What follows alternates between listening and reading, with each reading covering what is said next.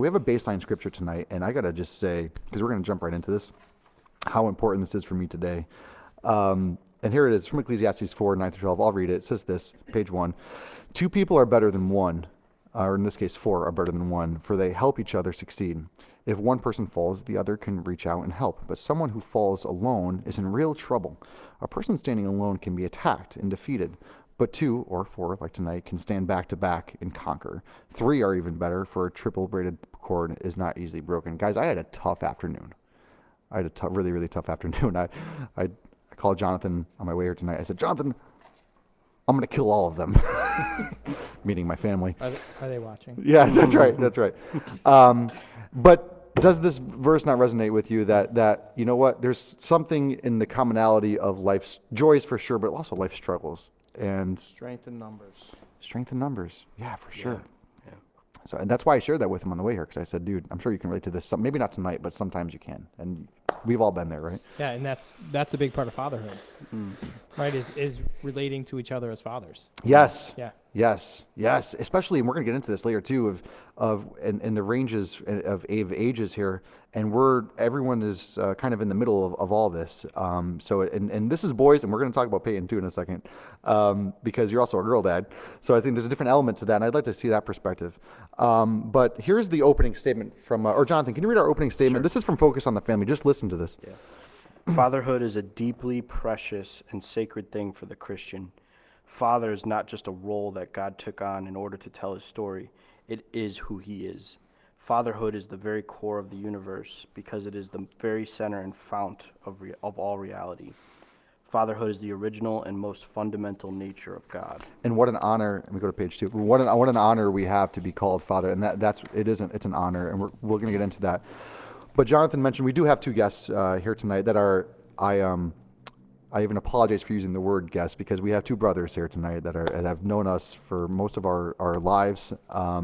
And I would love to hear a little bit, as brief as you want to, or as detailed as you want to, of your story. Because we've been doing this with a lot of our guests just to see where'd you come from, how'd you get here, not necessarily here, but to know the Lord. And whoever wants to go first, just a little bit of your background. Did you have a faith background, and how you came to Christ? A little bit of that. Go ahead. So, me growing up, I grew up in the great town of Wolcott. I went to St. Pius Catholic Church. Really? When I was, I guess it's probably born, until I made my confirmation. I did my first Holy Communion, baptized, made my first confirmation. Yeah. And probably like majority of children, at that point I was a freshman in high school. I stopped going to church for a little while, and then I met my girlfriend at the time, Emily, and I would go to church with her once in a while, but not all the time. And then when we decided we were going to get married, she says, I want to get married in my church. You need to come meet my pastor. He's marrying us. I said, okay. So we did our marriage classes with Pastor Dill. And when I loved the bottom at first, he says, okay, we end all classes, we celebrate with pizza. Sounds good. Yeah. So we did our classes, we got married, and here I am. Yeah. And was there a moment in your life where faith became like, I don't want to say more real to you, that's a weird adjective, but like where it's like, you know what, I'm going to own this now a little bit. I feel like it became more important after I got married. I say after I got married, but when I met Emily, because her parents, and they're very godly. Yeah. I mean, not to say my parents aren't, but her parents are very godly. We'll edit that out. That's fine. Yeah. We love your parents. So I kind of started taking it more serious. Plus, when I came here, it's like the people in this church are like anybody else. Like versus go to a Catholic church, I feel like it's great, but it's it's the same old ceremony week after week after week. Yeah. Versus here, it's always different. It comes right out of the Bible. They do men's breakfasts. They have weekly classes, and there's a lot to get involved with here. That's what I really like about it.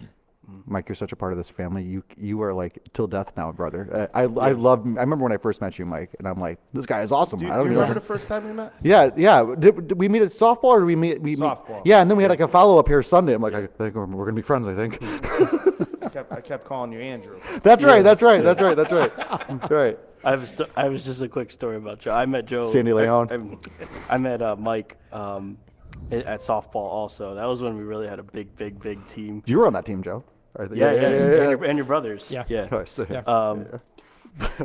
But everyone here knows my cousin Joe.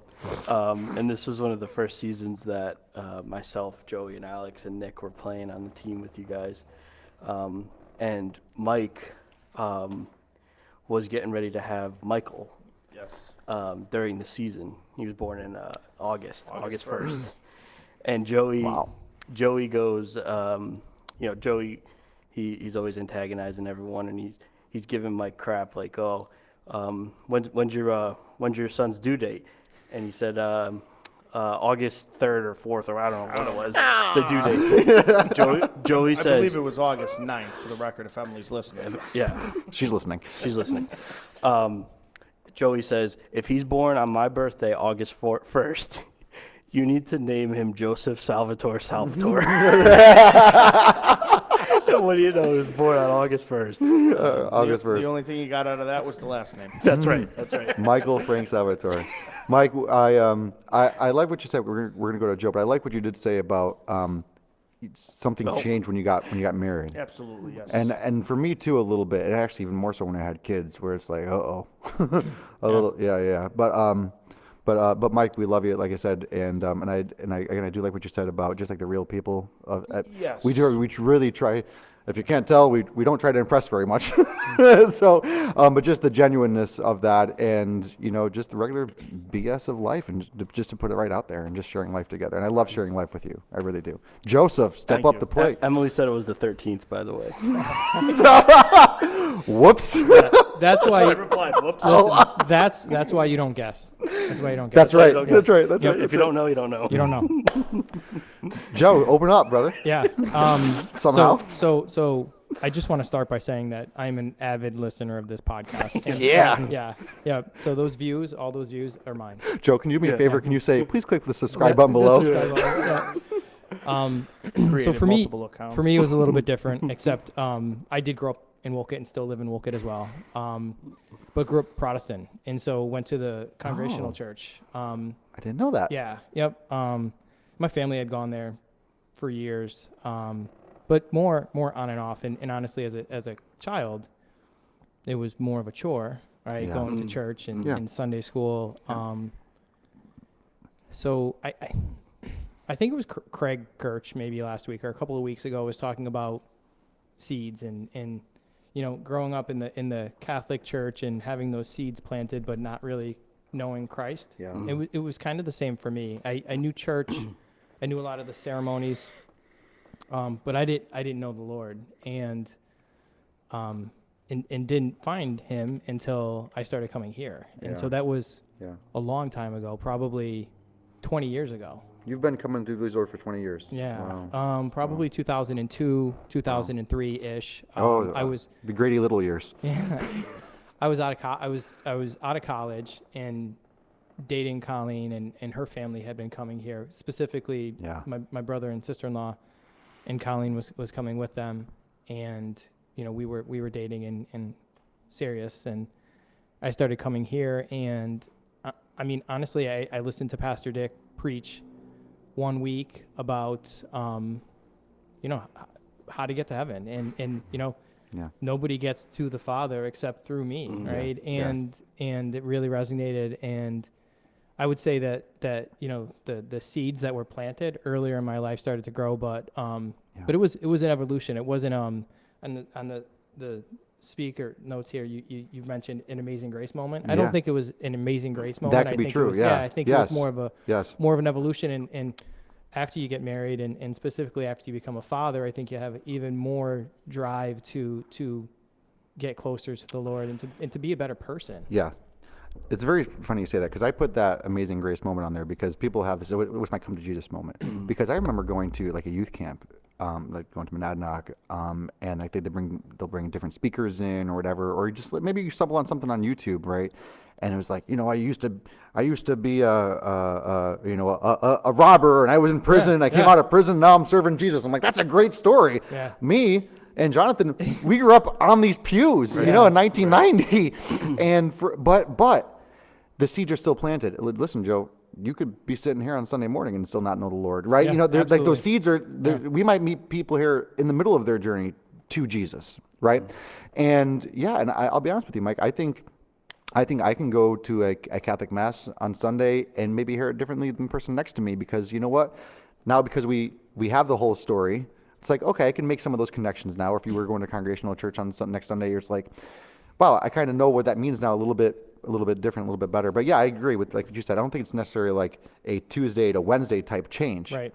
Yeah. No, it's justification is a moment, and sanctification is a process.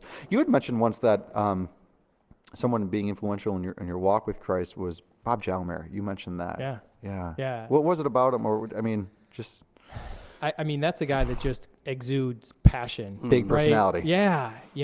Big personality. And, I think it was, I was out somewhere with a sibling, one of my brothers, and I bumped into Bob, and we had a conversation, and he gave me a big hug, and, he was like, "Hey, brother," and it was a really nice moment, and I didn't think anything of it because he and I always had those types of moments. And then,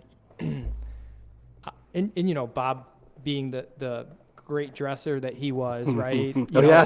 So he caught my brother's eye, and he walked away, and my brother's like, "Who is that guy?" And it's a singer at weddings. and I said, that's my buddy from church. Yeah. He said, "That's your buddy?" And I said, "Yeah." And Yes. yeah. And I said, that's my brother. Yeah. And you right. Yeah. And, it really had an effect on me because it made me realize the power of this, I said it's a brotherhood. And earlier, fellowship. right? Yeah. And fellowship. And absolutely. the diversity of that. Yes. I mean, he and I could not be more different, right? Correct. Right. Correct. Yeah. Correct. Listen, we're going to spend eternity with these people. Yes. Yeah. And you're going to get that hug again one day. Yeah. You're going to get that hug I one day. can't wait. You mentioned Bob. When Bob first started coming to this church, not to go down a hole, but Bob used to wear like a 3-piece suit. Mm-hmm. And I remember early on, and I'll make it really quick.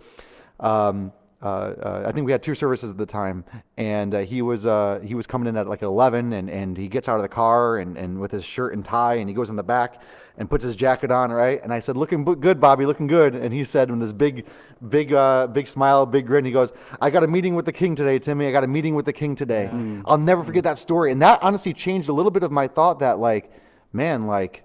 that's true. Yeah, I mean, listen, we're meeting with the body of Christ together. We're here to worship corporately together, no matter what happens. Like this is for all intents and purposes, this is the best part of your week. This is you, Jesus, and other people that love Jesus. This is it.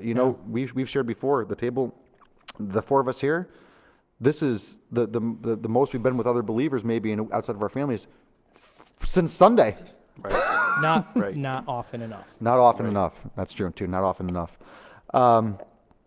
And I want to give you this again. So just our topic is, and I love hearing this background stories. Joe, I don't think I knew that story about the Congregational Church. I think that was really interesting.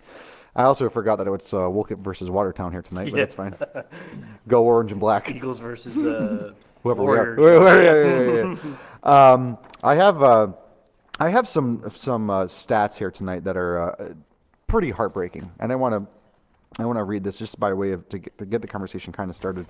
And listen to this. This is from the Telegraph. They're from the UK. It says this: 24 million children. Think about that. 24 million children. That's 30%, 34%. Live absent their biological father. Nearly 20 million children, 20%, 27%, live in single-parent homes. 43% of first marriages dissolve within 15 years.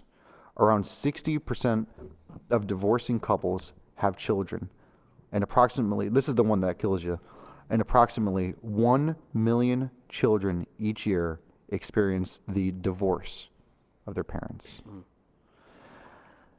Having I have some notes here. Having a home where both mother and father are present in their lives in the lives of their children is less than 75%. And I'm just going to read what I wrote. We have an amazing opportunity to invest in our kids every day. Never, ever, ever take that for granted. And Psalm 127:3, children are a gift from the Lord. their reward from him. I think sometimes we take that for granted. I mean, have you, I mean, sometimes when you go home and life is just bananas, or let's say you work from home and you go into the kitchen and it's just like, do we forget sometimes that like, I'm living in the blessing. Yeah. Yeah. Yes. Not for long. Yeah. Yeah. Absolutely. Maybe every day for a little bit. And then I think there's always something that brings it back and It's true. renews that perspective that it is such a blessing. You know, we had youth group here last year, and there were a couple kids, at least 3 kids that were coming on Wednesdays that the father is out of the picture in terms of everyday life. And we had a really, really tough session one night last year, and kids broke down in tears, and I had no idea what to do. Jonathan called out sick that night, and like, Jonathan, what's going on? You know,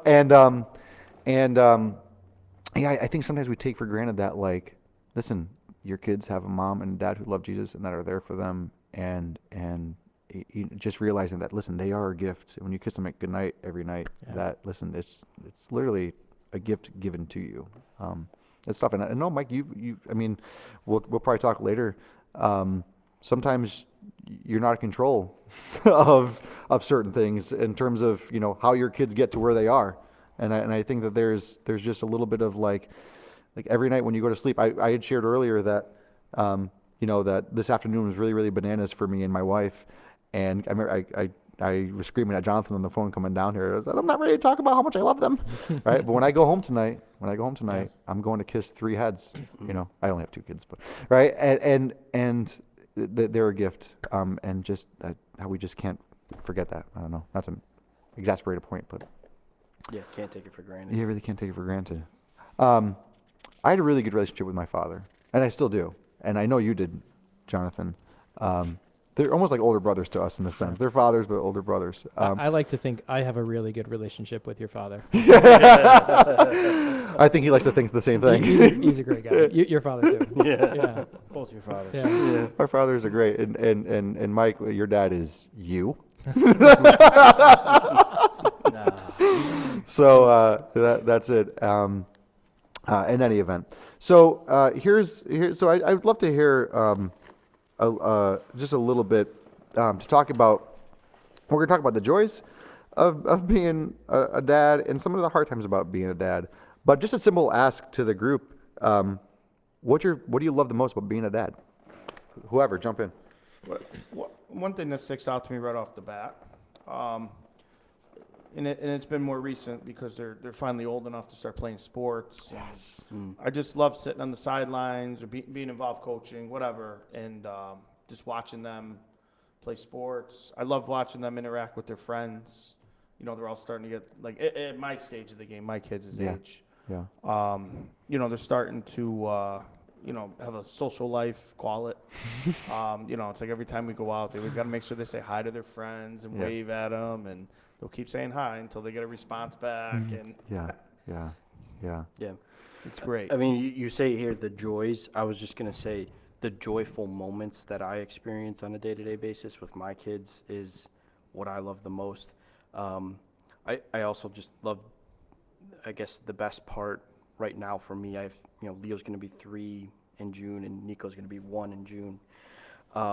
Just with Leo, you know, he's kind of at that stage where he's just all over the place and talking. Yeah. And it's like, it's almost as like I have like a best friend that I can now, you know, interact with on a daily basis and talk to and get responses back.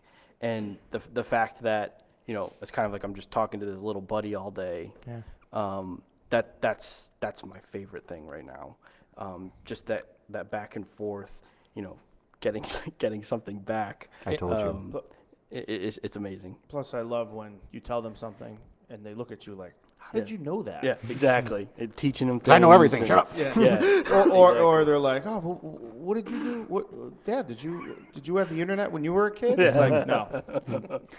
Jonathan, I told you that was going to happen because I said once Leo gets to a certain age, when you come from like to actually interacting, you say something, they say something back. I'm like, this is the rest of your life now. Yeah. It's awesome. Yeah. Joe, favorite thing? And you can't hide anything. Yeah, that's right. Kids know everything. Yeah. So, you know, my kids are a little bit older. Yeah. and That's because you're older. I think I do. I think I have the most gray in my beard here. If we're talking about beards, That's true. it is talking to my kids. Yeah. And so you're talking, Jonathan. You're talking about Leo and him responding, like being able to almost have a conversation. That has always been extremely gratifying for me and really special. And as they get older, it becomes even more special because the conversations become different. Interesting. Yeah. And I don't do it enough. I'm not a talker, especially like Ethan likes to talk before bed. In the morning, he's like, he doesn't want to talk to anybody. And before bed, he wants to talk to me. I'm a morning person. And so I'm kissing him goodnight, and he's like, hey, Dad. And he wants to tell me stuff. And I'm like practically falling asleep because I had a long day, know? And so, but when you get some undivided attention between the two of you and you're able to have real conversation, it's really, really special. And it's unfortunate to think that there's a lot of dads out there that don't, I guess, care enough to kind of have those conversations. And Chelsea and I were just talking about this week. We were doing our Devo, and she said, how are we because she wasn't brought up in a Christian home. So she said, how are we gonna kind of coach our kids when they get older about Christ? Yeah. And I said, well, there's only one way I know how, and that's just how my father did it. And my father's a role model to me. And it was just any chance he had to coach me as a person and as a growing boy of God. Every chance he had, whether it was in the car, just one-on-ones, kind of just pouring his heart out on what the right thing to do is for Christ. That has to be constant in our journey of fatherhood. And if it's not, that's kind of where the wheels fall off a little bit with raising your children. I think approachability has a big thing to do with that. Yeah. I think so for sure, because when I think about the joy of being a dad or being a father, I think of my relationship with my dad a little bit. And when I see things, you always want to do better than your own dad, right? You always want to one up, you always want to one up the employee that you just replaced. You always want to one up whoever, right? Not that I replaced your dad, but me and my dad have great conversations. We talk about the Lord. We talk about the Red Sox. We laugh a ton. We crack on people a lot. And when I start to see that happening with me and my son, especially my oldest son, it's like, wow, we're tracking a little bit. And like, because sometimes you're like, okay, this is God's word and that's fantastic, but I really need like a top 10 list of how to be a dad. Just tell me how to do it. Yeah. And I think there's some organicness of this where it's like, you'll get there, and experience will be your guide a little bit. Christ will use your experiences to be a guide. You're gonna fail as a father. I mean, Tim, I know you and I have had this conversation multiple times, right? Like being a father is difficult, and you need to be okay with failure, and you're not going to be perfect, and that's how you learn, and that's how you become a better father. Like I think I said to you, we were talking the other day a few weeks ago after church, and I said I feel like I fail as a father every day, right? A little bit. There's something I should have done that I didn't do, or something I did that I didn't do exactly how I should have in hindsight. But that's okay. That's okay, because we know we're not perfect. So that's probably the best thing I'm going to take from this, but that's okay. I think just remember that. What are some, I also had this, we don't have to go point by point here too, but I also put like upcoming milestones too. And Mike, you kind of said earlier that like not watching your kids like start to develop that social life. I think maybe that's part of it for me. I mean, I could say, oh yeah, when Luca gets his license one day, but I think for me too, like once Luca starts to get his circle going a little bit and that independence, I think those are some things that I'm really looking forward to. I'm really looking forward to Gio to be potty trained. I think that would be a great start for me. But I don't know. There's some things ahead. Yeah, go ahead. I've started taking, you mentioned driving. I've started taking Ethan driving. He's 14. And we have a Chevy Silverado and a Chevy Tahoe. So like, neither one of those small are cars. Yeah, exactly. And And he really enjoys it. And so he drives the Tahoe in, an empty parking lot right up the street, and he does pretty well, and it's an opportunity to teach him, but it's also an opportunity for the two of us to be alone together and to talk to him. Right, and reflect. And Yeah. I would say, just because I'm the eldest here, right? And I'm by no means any expert, right? My kids aren't even in high school yet, but I would say just take advantage of those opportunities. Yes. Because especially as they get older, because they start to get more of a social life, and those opportunities start to present themselves less and less. It's funny you say that because just back to the driving thing really quick, because your child gets behind the wheel of a car for the first time only one time. Yeah. And I remember the moment. And my dad took me to Crosby High School, and we were living we were in the East End, and we were in the parking lot of Crosby High School. We jumped in. I think it was like a 99 Cavalier or something. And he goes, "All right, drive to whatever street." And I'm like, this is the greatest day of my life, right? And here's the point. So I get off of Crosby High School, get out of the Crosby High School parking lot, put on my signal light, right? I know what I'm doing. I take it right onto Pierpont Road, right? Yeah. And I remember a car coming down the road the other side. No, right? And they passed me, and I thought to myself, that person thinks I can drive. That was so awesome.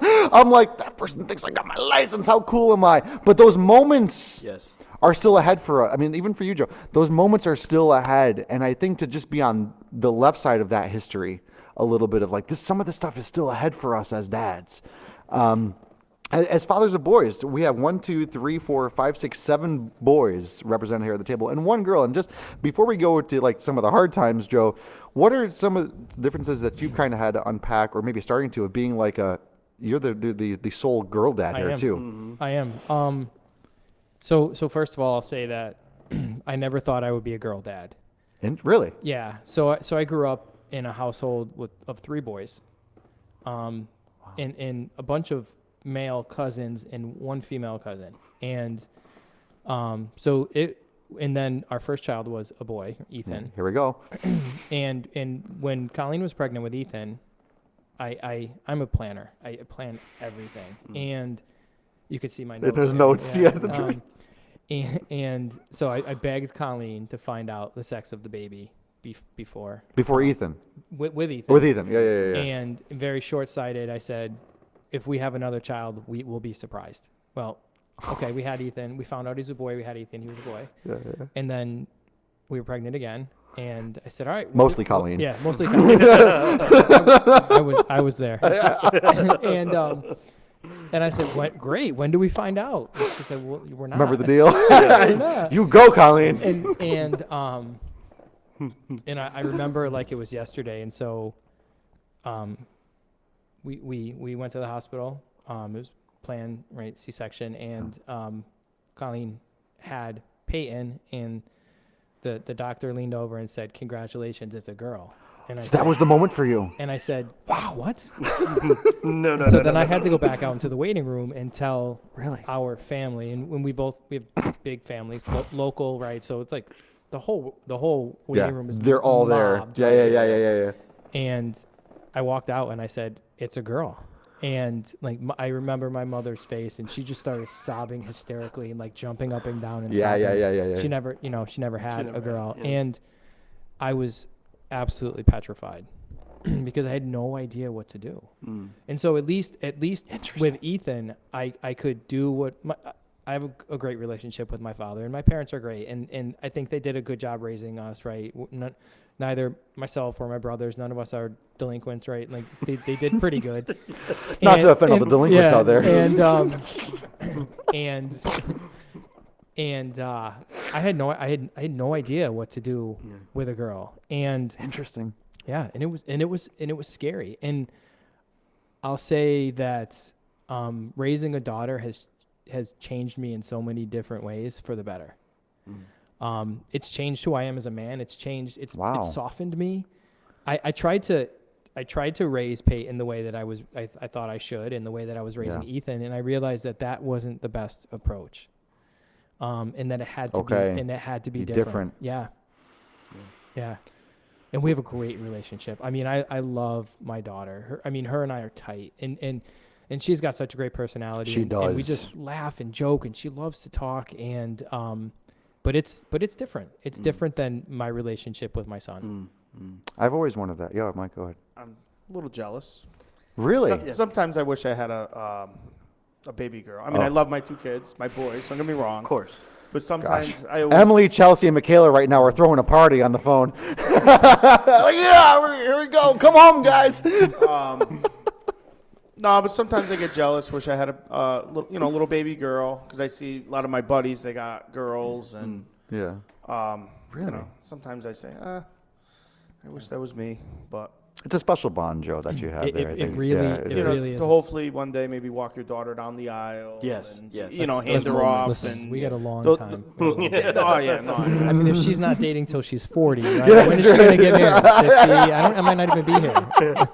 Yeah, that's right. So, Yeah, that's true. No, there's special moments where sometimes I see other dads and their daughters, and I'm like, I'm gonna miss that. Wow. I say miss that, but I'm not gonna experience that. You had you and your sister growing? It was you and your sister? me and my sister growing up. Yes, it was 2 of us, and she has a little girl, my niece.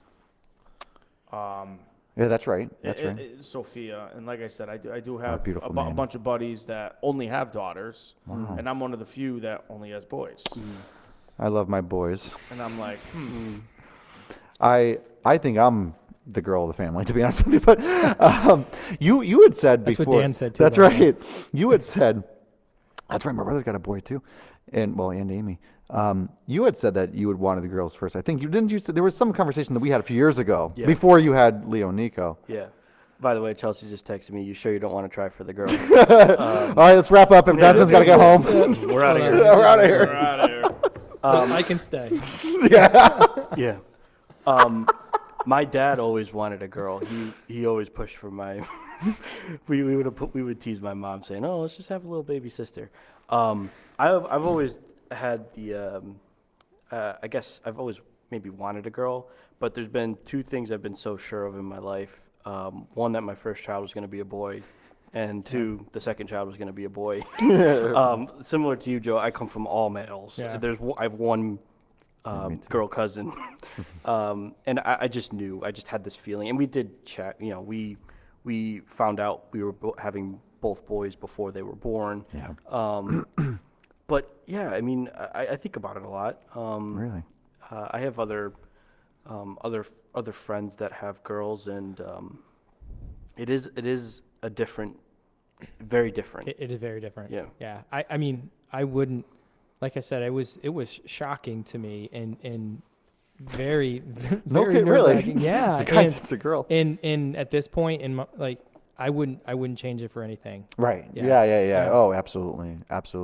Yeah. I don't know, like Jonathan. I mean, I have a sister that's younger, but for the first 14 years of my life, it was just me and my brother, and I think there's part of probably what you felt of like, I don't know what I would do. Well, Yeah. I don't know what do I do with this. Yeah. And here's one thing that really bothers me when people say, why don't you just try for the girl, because so you want me to have 6 boys and tell It'd be like the Pollocks. you want me to be the Pike the Pollock. So you want me to have 6 boys so I can tell boy number 3, 4, and 5 that the only reason you're here is because you're not a girl. Yep. Then you could start a basketball team. Right. Yeah, right, Yeah, for sure. Exactly. The joys of being a dad, whether it's whether you have a son or a daughter, it's a joy anyway. But some of the tough, there's the joys, but there's also tough things too. Not to go into detail, but I had a tough afternoon. I mean, and it happens, when your kid doesn't listen, or how do you discipline? And I mean, we'll talk about that. We got a parenting conversation later too. But what have been some of your toughest moments? Maybe. So I would say, again, my children are a little bit older, and so that the social aspect that Mike was referencing earlier is real, and there's a lot of pressure on. So both my kids are in middle school now, and I think that they say, smaller children, smaller problems, bigger Bigger, children, bigger bigger problems. problems. Yeah, I never heard and so that before. so as they're Man, as they're getting older, I think the problems become more real. And I would say one of the things that I've struggled with most is when they're having issues that are out of your control, right? When they're struggling to whatever with a teacher or a class or fitting in socially or something of that sort. And you can guide them, right? And you can be there for them and you can love them, but you can't really fix it. You can't, and you can really hardly influence it besides providing them with love and guidance. And again, being an organized and very controlling person that I am, that's a tough position to be in as a parent. Yeah. Yeah. Yeah, I agree. Yeah, it's a lot of the stuff. Yeah, like you said, the stuff that you can't control, is scary. Like I don't know the social things that they're going to come their way. I mean, school curriculums are changing. There's a lot of stuff changing. Yeah. There's a lot of things influencing our kids that are kind of outside of this. So that's another whole conversation. Some of my biggest fears, I would say, because my kids are young, but some of my biggest fears are will they love Jesus as much as I love Jesus? And that sounds like such a simple thing, but and I guess that's our job to kind of instill that a little bit. But there's fears.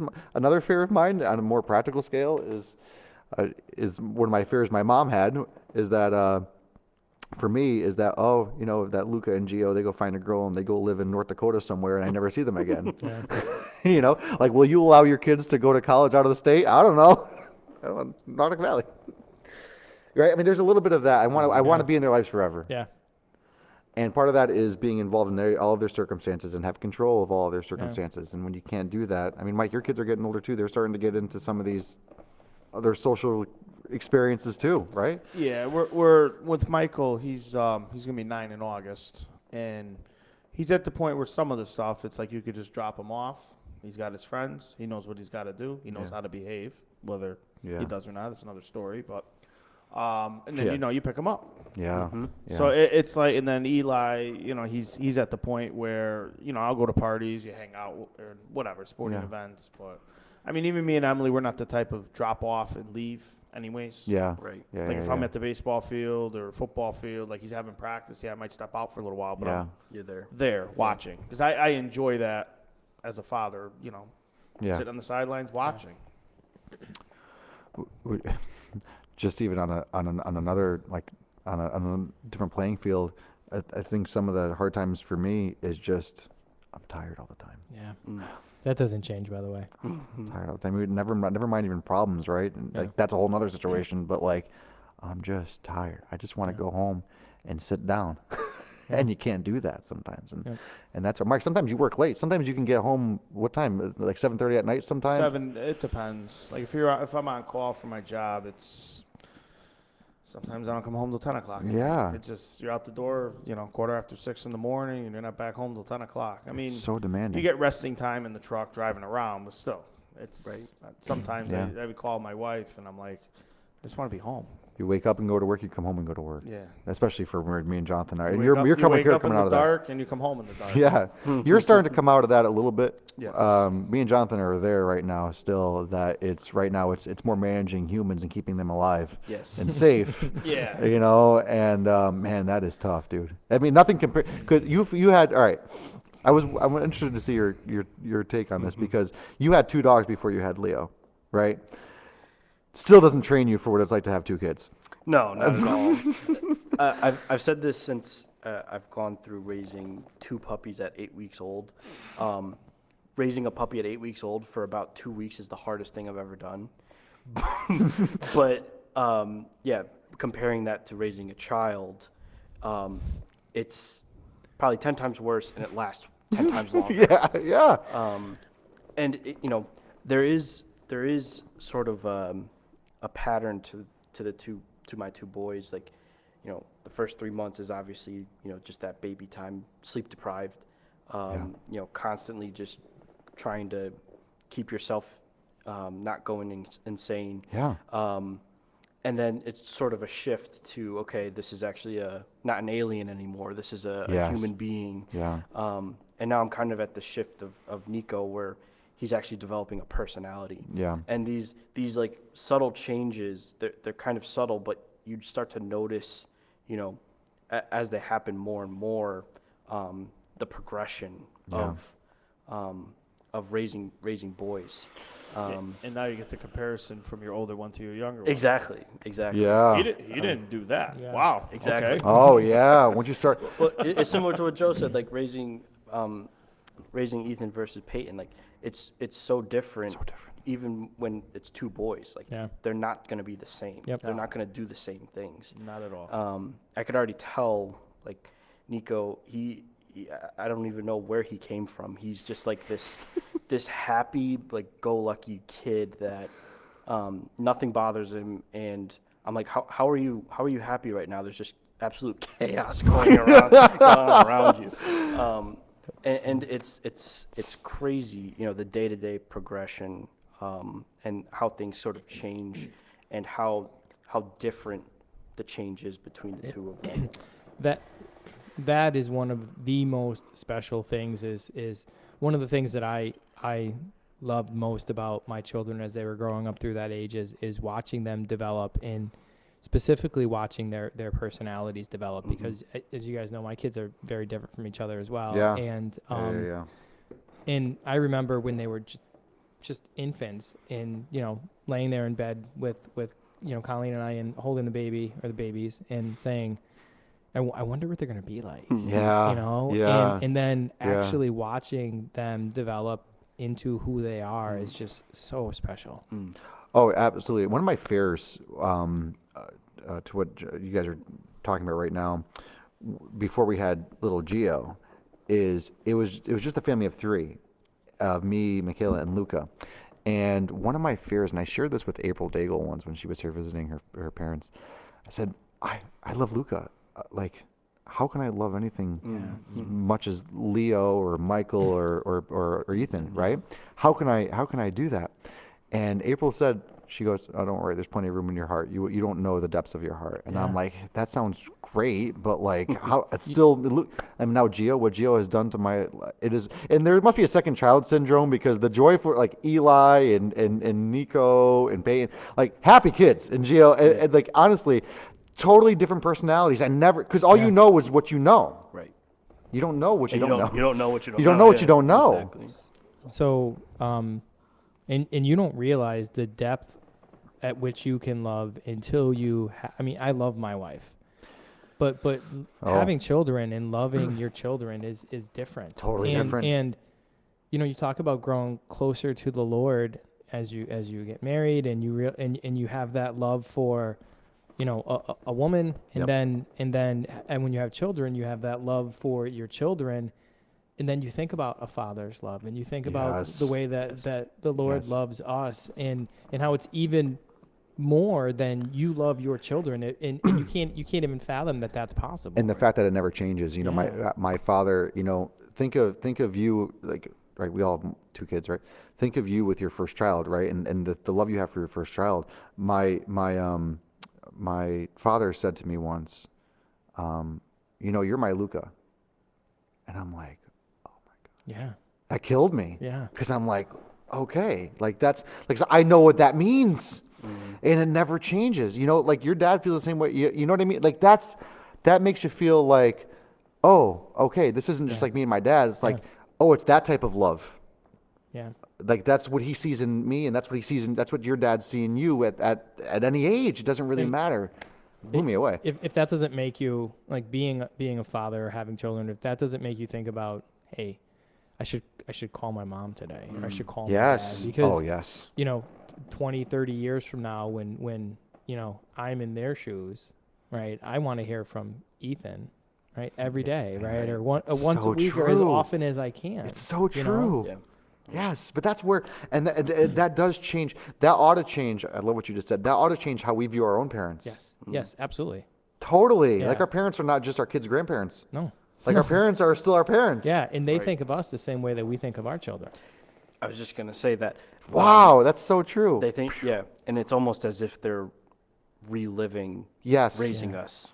Yeah, there's a little bit of that too. Oh, listen, my What a my little joy. parents and my in-laws love my kids. Yeah. I mean, we have a great in our family, we have a great support system. Yeah. And like, honestly, my mother would, in my in-laws as well, right? And they live next door. So, this isn't far from reality. Like, they would take our kids every single day if they could. Yeah. Yeah. Yeah. Will they take my kids? No. But it's no. But it humbles you a little bit because you think you're in your own world. Yeah. You think you think you're the only dad. Yep. You think you're the only dad that has a kid like our firstborns, right? But wait a minute, there's dads sitting at home tonight that are watching this. Hypothetically saying like, no, that's my boy. Yeah. That's my boy. Yeah. Fascinating. Wow, I love you, Dad. Through the Renee Drew Page Facebook account. Chelsea loved what you said, Joe. There's a transition, though, and I put this. I said we're also fathers, but we're fathers who believe in a man named Jesus who was nailed to a cross, thrown into a tomb, and then 3 days later got up and walked out. And that's what we believe as Christians. That's who we believe as Christians.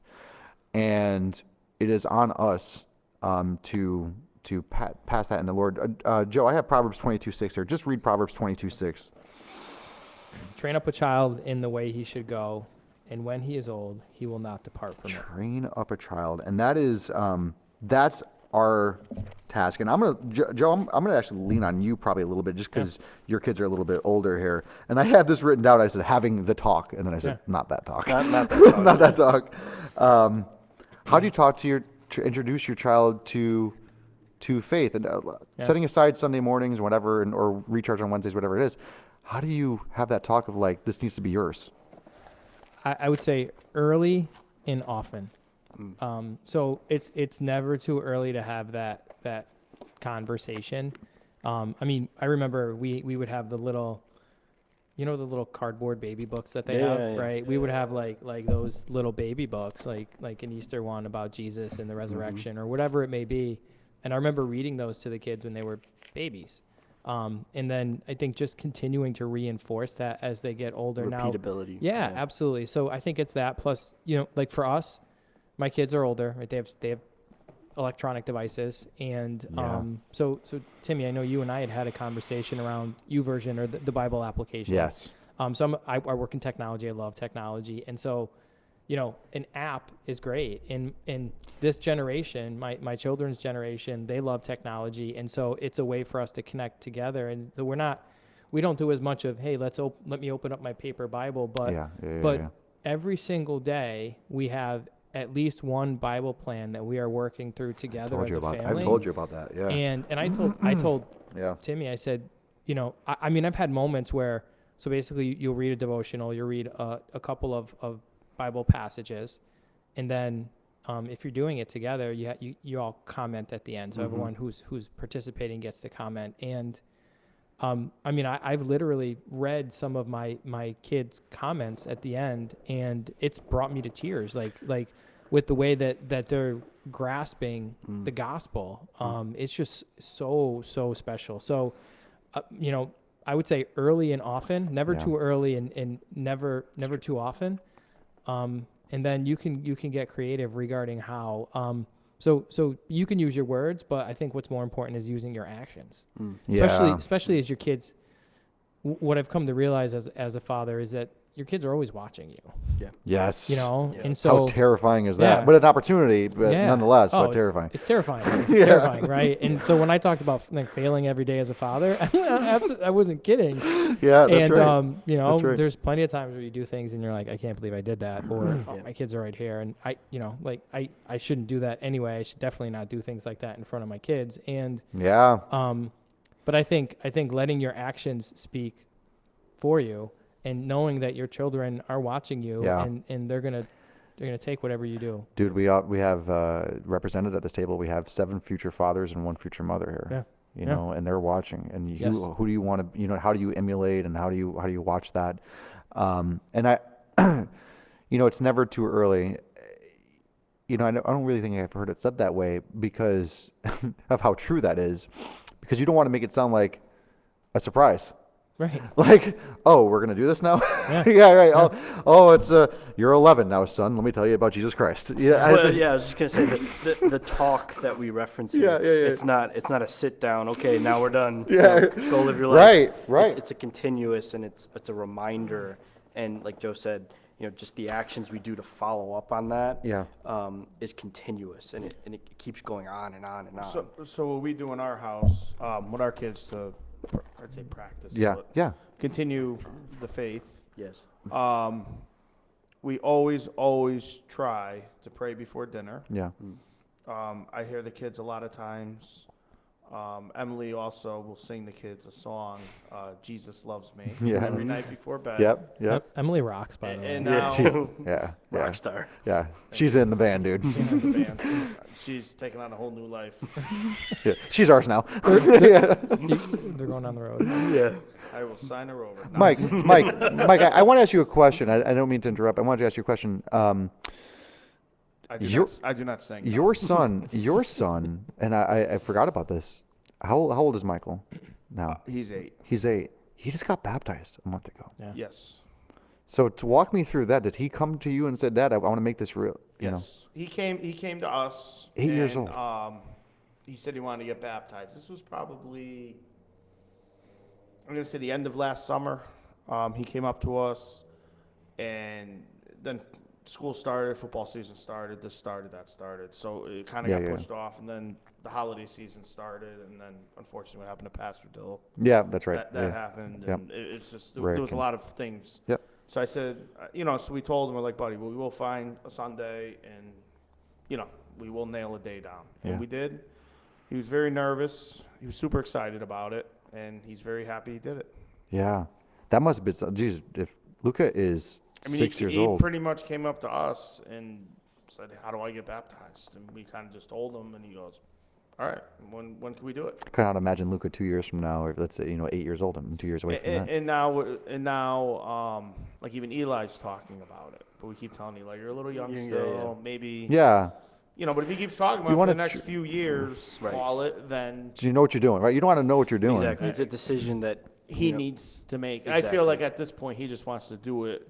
because his Because brother his did brother it. did, Yeah, of course. Yeah. His older brother. So, which is great that he's thinking about it. but- Exactly. and he has mentioned it more than once, which is cool too. Yeah. Let me. But- Yeah, no, that was when we found out that he was being baptized. I'm like, there are so many Michael Frank Salvatores. I wasn't sure which one it was. Is it Michael and Frank? The question to the table about letting other voices influence faith, your children's faith. Here's why I asked that, because Jonathan and I grew up essentially in this room, right, our entire lives. And my parents, if you watch any of the podcasts on the Reformation or 2 weeks ago, theology was a big part of our Sunday dinners. That was one of my favorite episodes, by the way. Yeah, we get deep into the Word, but my relationship with my dad is strong in the Lord, but I needed other voices to influence my faith. I needed Dennis Silva, very influential in our life, and he, even as I get older, Dick as a teacher. But I think having, Kevin Daigle was one of my best friends growing up. I think having other voices, and I that could be scary too a little bit, but sometimes going back to what you were saying, Joe, about you want to control the narrative sometimes for your kids. Sometimes you might want to write the outline, Yeah. but let other people kind of fill out the script. Yeah. It's kind of scary. I would say yes, but supervised. Yeah, absolutely. You don't want it to be just anyone, right? Yeah, And yeah. and so again, we have this church, right? Yeah. Timmy, I have you, right? I mean, Yeah, we talked about this. yeah, Yeah. and you playing a role, at least, through with It's true. Ethan through youth group, Yeah. and Jonathan and Yeah.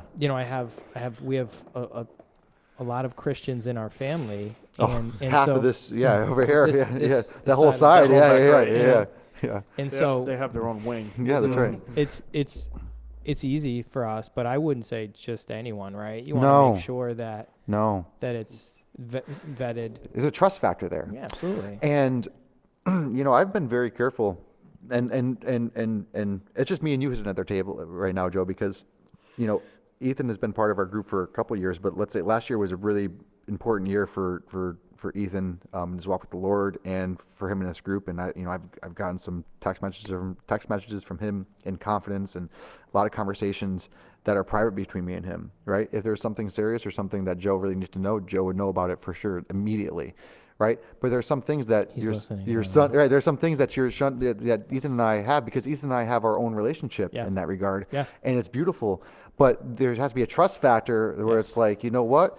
If Luca is pouring into Jonathan and having a conversation about something, a struggle that he's having with the Lord or whatever, and if Jonathan can speak to that need, then absolutely let him fill that role. Let him serve in that way. It's kind of scary though too. It's like, I don't know what's going on, but I trust you, and you know. It's like so you guys know I'm a big I coach, right? I love youth sports, and I've coached football, baseball for years, and you know, I used to have this agreement with the other coaches, because we're all fathers, and we'd say, I'll coach your kid and you coach my kid. And what that was, you know, was really another voice. But I'm not going to let somebody who's never seen a baseball bat before teach my kid how to hit a fastball. That's right. Right. That's and right. so, you know, if he's able, right, then absolutely it's another voice, and it's not my voice, which is the voice that they hear 24/7. Very true. Right. And so it can be very effective, but you just need to make sure that it's based in the word. Based in God's word, right? Based on truth, no funny business. But you are letting your kids listen. When you drop your kids off, you know, last year when you drop your kids off at 7:00 on a Wednesday night, when they walk through those doors shut. Yeah. and this opens, Yeah. you know, and I had this written down, that faith is not inherited, that faith is personal. We set the foundation, but he's got to call on the Lord. You know, sometimes maybe in the other tradition or Catholic tradition, it's like, well, we go to church, so I'm a Christian. Yeah. You know, or my dad's a Christian, so I'm a Christian. You know, Shaquille O'Neal had a great quote once about his money, and one of his kids, this is a great quote. One of his kids came up to Shaq and was talking about getting something, or not going to college, because Shaq wanted his kids to go to college, and his kid said something like, "Why do I gotta go to college, Dad? We're rich." He goes, "You ain't rich. I'm rich." He actually did. You ain't rich. What was it? That was his quote. And I think to this day he hasn't signed any money over to any of his kids. Yeah, that's right. That's right. Go get it. Go get it. Listen, I need Jesus. You need Jesus too, right? You know. I think that listen. Faith is personal. Like it's you and Jesus. Yes, you bring your family to Christ, but there's an element where it's like, all right, it's your turn. It's, you know, Michael getting baptized. You know, like, listen, like, this is, I want to make this my own. And sometimes I think we get comfortable in that a little bit, where it's like, we're just so used to doing this. Jonathan and I were perfect suspects of that. You know, we grew up here, and there had to be a moment where it's like, okay, now this is what we do on Sundays, to like, this is what I do on Sundays. And it's a difference. It's a difference. And how you communicate that is important too. But yeah, very interesting. Very, very interesting. You had mentioned about the Bible app. I want to go into talk about parenting, but you had mentioned the Bible app too, and this is something that we've been harping on, and we're starting to kind of unpack here a little bit. We might be late to the game, but I don't know. Is that, you know, we are called to reach the people to Christ in 2023, not 1973, not 1573, and using, whether it is the YouVersion app of the Bible, and using these, we have to communicate in today's language. Yeah. This was written in the language of the day. We need to communicate in the language of the day. King James. Yeah, King James, written in 1611, right? I love diversity in music for sure. I love a hymn written from the 1500s. I also love I love some of the newer stuff for sure. I think to have that mix. But if your kids, the point is, if your kids are hungry for Jesus, probably shouldn't give them the King James Bible, and you know, here's a hymn with 7 verses that you don't know. Just a quick story on that. We were in Monadnock one time, and this is when, you know, we would go up with Dennis with 40 people, 50 people, 20 of which were related to Dennis. Yes. But we would do I think the format back then at Monadnock was like in the morning we would do our chapel, and after we would do our devos as a group. So, you know, picture 50 kids from the Bible church under a tent, reflecting on the message in the devo. And Dennis asked, I want to go around and just ask, why when we go back to reality, will we not read our Bible or not follow Jesus or not get into the Word? And one of the answers that someone gave was, I don't understand the Bible. Yes. I can't interpret it. Yeah. Yes. And that's a perfectly valid answer. Preach, Jonathan, preach. Yeah, go ahead on this one. And yeah. and I mean I've even struggled with it when I was younger too. And that's kind of the thing where we can't just say in fatherhood, go read your Bible, get into the Word and just leave it at that. Yeah. It's more of that coaching and teaching on Yep. what things mean, and doing things and being actionable on things rather than just say, go read your Bible. Right. There's a lot of resources available now than there were 10 years ago. For sure. There's radio stations and podcasts. Yes. And there are tools. There are tons of tools out there now to help with that. Yeah. As a church, we want to exist in the community that we live in the year that we live in, Yes. and I think that's really, really important to an extent. I mean, to communicate. We don't need to. It's not about us. We're not here to entertain you. Right. But I think that there's a power in communication and just being relevant with the message and how you present it. You got kids that are hungry. You got people that are hungry, and it's like you don't need to be a pastor to pastor to your family. Exactly. Right. Right. There's a book that I've read. It's called Take Back Your Family, and it's about this generation, and it's about leading a Christian household in this generation. I recommend you guys read it. It's really good. Authors escaping me off the top of my head, but really good. And a lot of the premise is, I'm not Pastor Dick, not even close, right? Sure. I'm not Timmy, right? And so, but you don't have to be. It doesn't have to be perfect, and your family's hungry to learn about the Lord, and it's just. And you, especially nowadays, you have all of these resources available to you. So, you should be able to pull something together and get it done. And frankly, it's your responsibility. Yeah. Right. Yeah. Yeah. And we're also all hands on deck too. We're starting to branch out a little bit. We're starting to make a little bit of adjustments and changes of our Sunday format a little bit too. And if you're watching, if you want a hand on what goes on here Sunday mornings, if you want to have some skin in the game, reach out to us. If you know how to teach it, join us. If you know how to play an instrument, join us. Like, be a part of this narrative, and don't just lean on a couple people.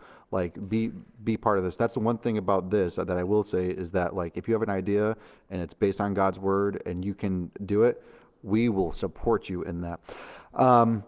I want to talk about parenting a little bit. We're rounding third a little bit, and we're late, but that's fine. I have us versus them because that's what it felt like it was today. But I want to talk a little bit about parenting, and I want to bring our wives kind of to the table a little bit too. And I just want to set this segment up with this question: what are some ways you and your wife are different in parenting and or life approaches, whether it's discipline or how to run the house or whatever it is? Like, what are some of the differences between you and wife? I'll share some of mine after, but I want to hear some of your differences. This could be edited out, right? Yeah, that's right. You can cut that out. Right. Well, yeah, I mean, I guess one thing Chelsea and I, just with the wisdom from our parents, that we were aware of going into having children, was that when it comes to discipline, if you're not on the same page, that's when things get rocky. Yeah. So we kind of had a planning effort on our end to, kind of go over all scenarios before we had kids and made sure that we were ready. Wow. And that's worked out. I mean, I'm not saying we're always on the same page every day, every situation, but I could be a little lenient on things that she wouldn't be. But I think overall, if you're on the same page, it really pays off to kind of make those decisions together, and kind of create, have this parenthood path that is a lot easier to do once you're on the same page with things. So, go ahead, Mike. Yeah, Sorry. just touching on that a little bit. Me and Emily, we say the same thing. We discipline. I have to trust her, what she's doing, stand behind her. She stands behind me. and we keep reminding ourselves, not that we're disciplining every hour of every day or whatever, Right. but at the end of the day, when our kids grow up, they leave, it's back to us. Yes. Yes. Oh, You know, yeah. it's back to us Yes. in our home. Yes. Yes. And yes. it was yes. us before them. Yes. So we Yes. also, we also keep that in our mind. That's but, great insight, Mike. That's great insight. Yeah. We always say it was us before them. And like I said, one day they're going to grow up, leave the roost. Yes. Well, the hope is, Exactly. they grow up, leave the roost, and then we're back to us. Exactly. Hashtag leave the roost. A couple months ago, Joyce Zanowski sat here, Yeah. and she said something that really hit me, which was, your kids are not your life; they're part of your life. So just going back to I forgot about that comment. That's the, true. The us versus them, like Mike said, at the end of the day, there's going to be a time where, supervising your children on a 24/7 basis isn't going to be the case anymore. Yeah. It's just going to be you two. Which is where probably a lot of marriages fall apart, by the way. Yes. Correct.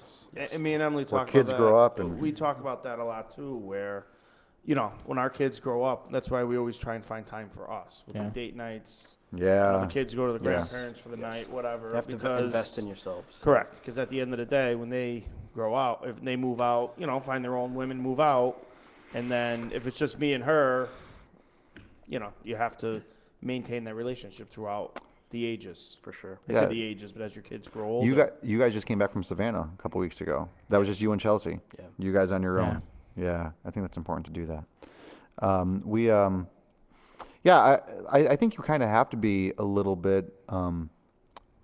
It's you're a team, and Jonathan, you're right. What Joyce said a couple months ago is that there are a part of your life. They are not your life.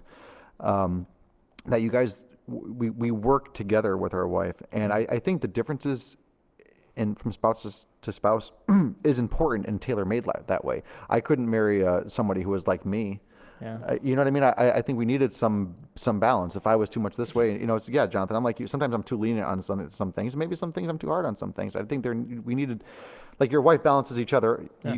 right? Yes. Well, that's part of being a team, right? So, Timmy, right? It's like the Red Sox. Like if you had, A good eight- team. eight- A good yeah, team, all Joe. right, all right. Let's say The Rays. Let's say the Rays had 13 first basemen on the roster, Yeah. right? They're not going to be a good team, Yeah. because they're not well rounded. And so, I think I thank God every day that I have a wife that loves the Lord as much as I do. And in fact, she was one of the reasons why I came to know Jesus, is just because I wanted what she had, and wanted it for myself. And so I can't imagine like raising children with a spouse who doesn't know Jesus. It's impossible, Joe. Yeah. I mean, it's impossible.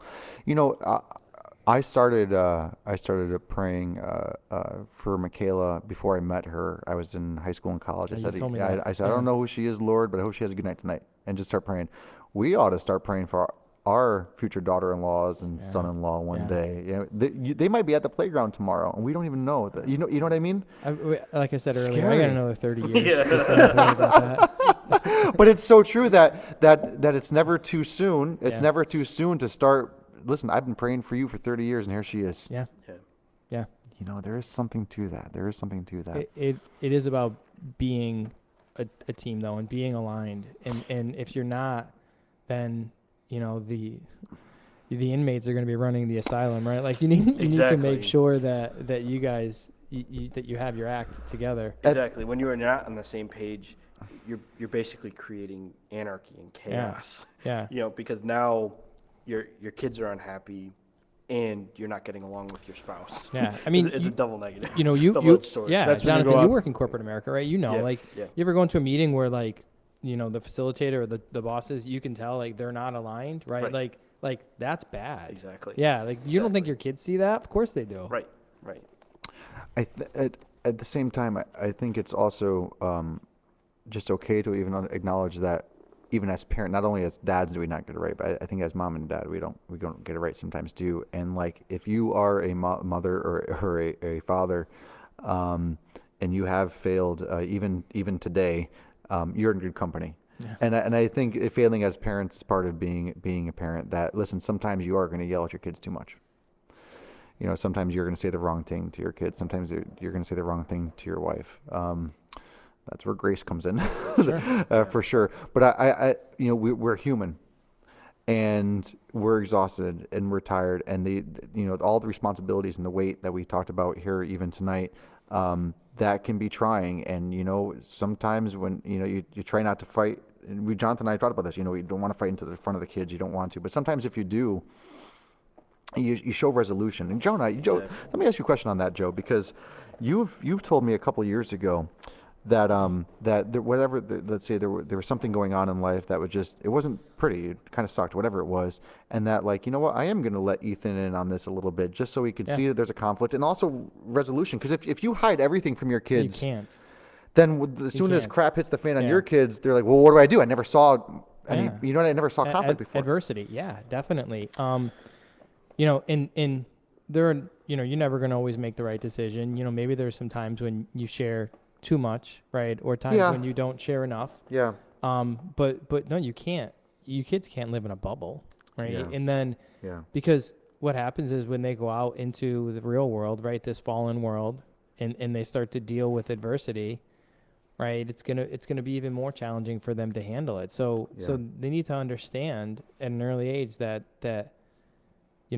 this is not a perfect world, and there will be trials, and this is how we work. This is how you work through trials. Yeah. Yeah. I mean, this scripture is filled with trials. Absolutely. Who are we, the ones with the life where, like, wow, that can't happen to us. We're perfect. We're not fighting. Don't worry. Everything's fine here. Right. But you're right. To a level, you let them in a little bit. Yeah. You let them in a little bit and say, listen, your mom and I are just, we just had a disagreement. Just like you and your brother have a disagreement. We're having a disagreement. We love each other. We're going to watch a movie or whatever. I think letting your children know that you're human too, right? Just because you're a father doesn't mean that you're perfect. You're not perfect. And showing some vulnerability there. Like, I've had times where I made a mistake, and I would go into Peyton's room or Ethan's room at night, before they fall asleep, and say, hey, I'm sorry.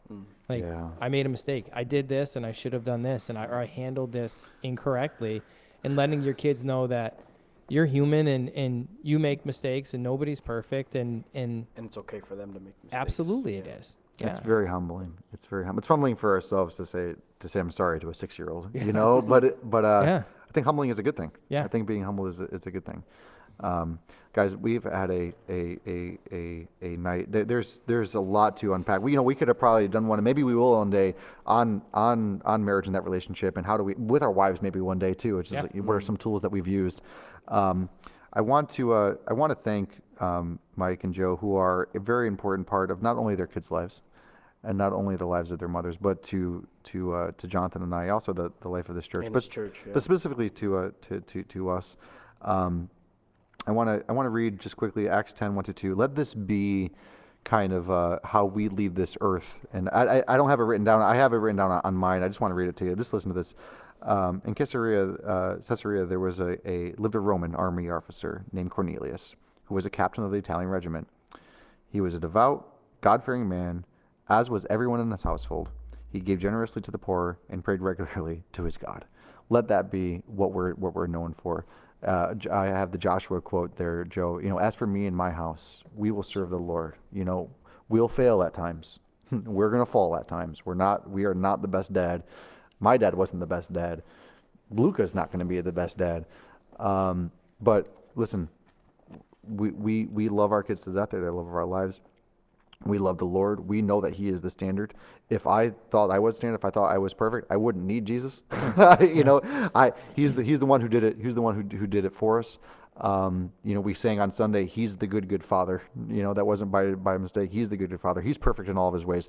That song isn't written for all fathers. that doesn't say fathers are good. He is perfect in all of His ways to us. And there's some humbleness to there. I want to thank you guys for hanging out. Those that are watching, as we've said before, if you are looking for a perfect put together church, keep on driving. But if you are looking for just a home, where we can have conversations like this with regular people that are different from one another. I remember the Bob Jalmer story, that are different from one another. But if you're looking for a home, give us a shot. Sundays at 10 a.m. For Joe Ash, Mike Salvatore, that is Jonathan Sisio. Thank you for hanging out with us tonight. Love you guys.